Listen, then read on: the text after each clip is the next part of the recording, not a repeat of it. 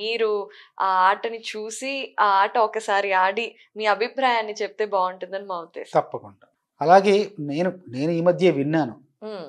మన మిత్రుల ద్వారా ఇలాంటి ఒక లిపి గేమ్ ఆట అనే ఒక యాప్ రాబోతుంది. దాంట్లో మహాభారతం పూర్తిగా సంగ్రహంగా మహాభారతం గురించి మొత్తం వివరించబోతున్నాం.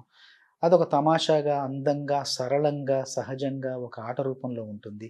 ఆసక్తి కలిగించే విధంగా, ఆసక్తిదాయకంగా ఉంటుందని తెలిసింది. చాలా సంతోషం.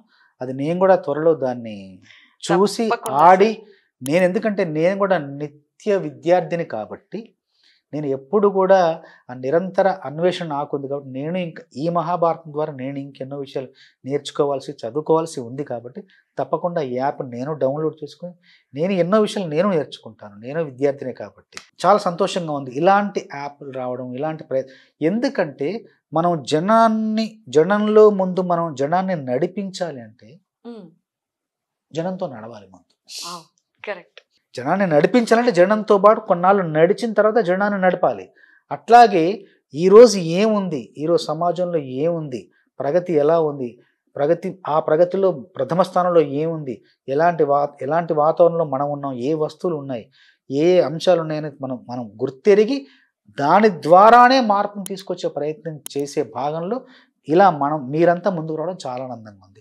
యాప్ అందరూ చూస్తున్నారు. అందరికి అందుబాటులో ఉంది. అందరి చేతుల్లో ఉంది. ఎక్కడికో పుస్తకం అని చెప్పి మళ్ళీ పుస్తకాలు ప్రచురించకుండా యాప్ ద్వారా కొత్త విషయాలు, పాత విషయాలు కొత్తగా చెప్పే ప్రయత్నం చేయడం అనేది కూడా అభినందనీయమైన విషయమే. అట్లాగే యాప్ ద్వారా రావడం, యాప్ ద్వారా అందరికి అందుబాటులో ప్రతి ఒక్కరికి ఇంట్లో పెద్దవాళ్ళ నుండి చిన్నపిల్లలకు యాప్లు ఉంటాయి. సెల్ ఫోన్ ఉంటుంది. అందులో చక్కగా చూసుకోవడం, సమయాన్ని సద్వినియోగపరచుకోవడం, కొత్త విషయాలు నేర్చుకోవడం, మన సంస్కృతి మనం పరిరక్షించడంలో భాగస్వాములు మనం అవడం అంతకంటే కావాల్సింది.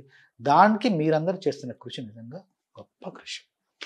మీలాంటి వారి ప్రోత్సాహం కూడా మాకందరికి చాలా అవసరం సార్. తప్పకుండా. నేను ఎక్కడ సందర్భం వచ్చినా కూడా నా బాధ్యతగా ఈ యాప్ గురించి కావచ్చు, మీ అందరి కృషి గురించి కావచ్చు, తప్పకుండా 4 మంచి మాటలు చెప్పి, ఎందుకంటే నేను వెళ్ళే వేదికలు కానీ, నేను మాట్లాడే వేదికలు కానీ అందరూ జాగ్రత్తగా వింటారు.